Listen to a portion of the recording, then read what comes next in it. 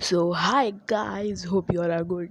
तो आज हम जिस टॉपिक के बारे में बात करने जा रहे हैं, सुनने में तो बहुत मज़ेदार लगता है। वाह क्या हाई फाई है, वाह वाह वाह वाह। मगर हम लोग इसको जो सह रहे हैं ना यार, तो दिमाग ख़राब हो जाता है, समझो यार, दिल से बुरा लगता है।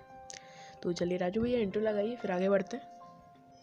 तो वीडियो शुरू करने से पहले एक छोटा सा डिस्क्लेमर, यह वीडियो सिर्फ मनोरंजन के लिए है, इसे दिल पे ना लें।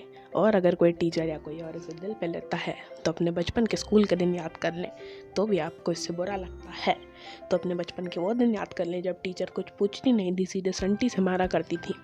और अगर तो भी आपको बुरा लगता है तो फिर मैं कुछ नहीं कर सकता ना, क्योंकि इतना मनाने पे ना छोटी बहनें भी मान जाती हैं। आप लोग बुरा मानते रहो, मैं तो वीडियो चालू कर रहा हूँ। तो चलिए कमेंट सेक्शन में बिना विनोद लिखे आगे बढ़ते हैं। तो ऑनलाइन लर्निंग का जन्म कैसे हुआ वो मैं पहले आपको बताऊंगा।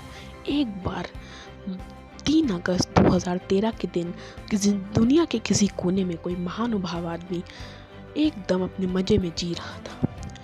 उसको कुछ अजीब सा ख्याल आया और उसने अचानक से एक किताब ली, अपना फ़ोन लिया, उसका नेट चालू किया और जो इसकी चार्जिंग वाला स्लॉट होता है उसे धीरे धीरे करके किताब को अंदर डाल दी और फिर किताब उसने फ़ोन में पढ़ी।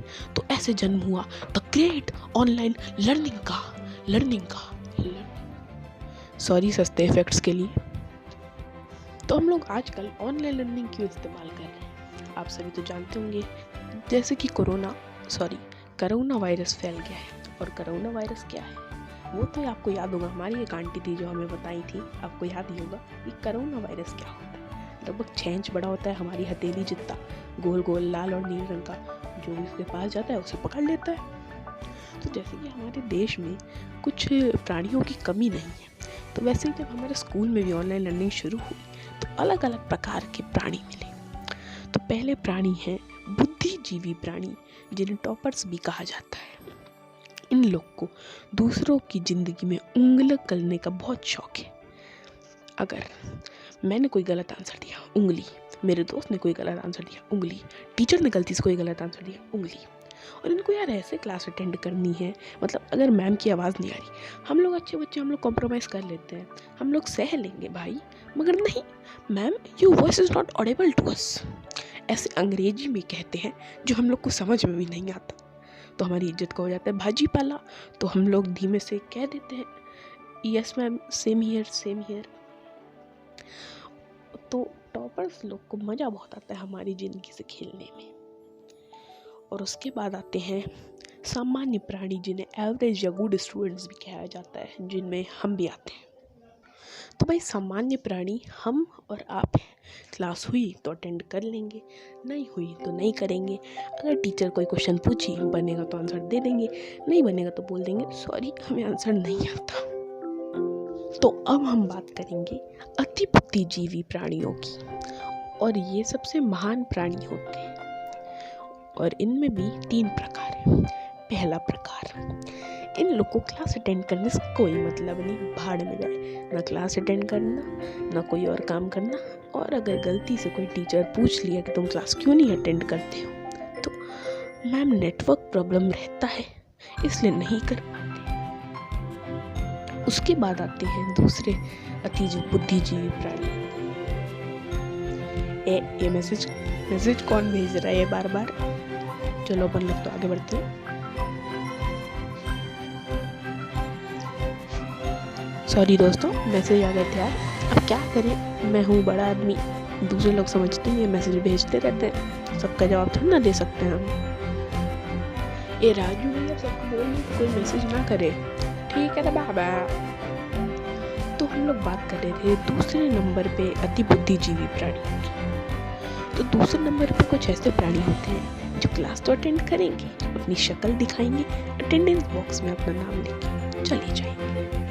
जी हाँ, चले जाएंगे, बहुत होशियार होते हैं। और अब तीसरे और सबसे महान अति बुद्धिजीवी प्राणी, जो अपने आप को महा अति बुद्धिजीवी प्राणी समझते हैं, जो कि क्लास भी अटेंड करते हैं, चेहरा भी दिखाते हैं, लीव भी नहीं करते। और अगर कोई टीचर क्वेश्चन पूछ लिया तो भाई इनके फिक्स बहाने हैं, ma'am I don't know why the camera is not working, या फिर ma'am I have switch on my camera and light but I am not able to say any but I am not able to hear you. और तीसरा, अगर कोई teacher question पूछा तो अटक के जवाब देना जिससे टीचर को लगे कि नेटवर्क प्रॉब्लम है।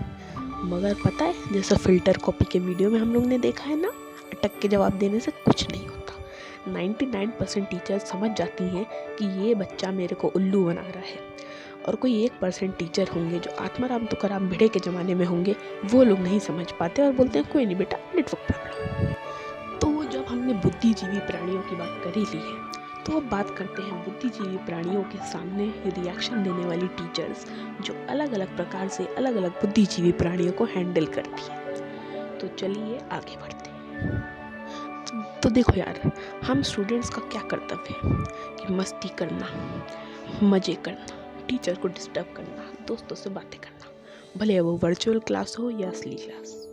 मगर हम लोग वर्चुअल क्लास में नहीं कर पाते, हम लोग दूसरे से बात करते हैं तो टीचर जलील करती है, फिर भी बात करते हैं तो और जलील करती है, और तीसरी बार भी अगर बात की है तो हमारा माइक ही ऑफ कर देती है। कितना अत्याचार है हमारे ऊपर। टीचर जलील करती रहेगी मगर हम कुछ नहीं कर पाएंगे। क्यों? हमें इंसाफ चाहिए, because Swaraj is our birth right. Her student का यह अधिकार है कि वो क्लास में मस्ती करे, और अगर आपने क्लास में मस्ती नहीं की तो लानत है आप जैसे स्टूडेंट पे। और जो हमने 99% टीचर्स की बात की, अगर उन्हें लगा कि सामने वाला नाटक कर रहा है या फिर नेटवर्क प्रॉब्लम हुआ भी, तो कभी भी उनकी तरफ से तो नहीं होता है। वो बोलेंगे तुम्हारी तरफ से नेटवर्क प्रॉब्लम है, मैं टावर के बगल में बैठी हूँ, मेरे घर के चारों तरफ जियो, आइडिया, एयरटेल, वोडाफोन सबका टावर है, तुम बैठे हो कहीं खेत में जाके कि 100 किलोमीटर तक टावर ही नहीं। तो चलिए यार, ये सब बात करके आज मज़ा आ गया।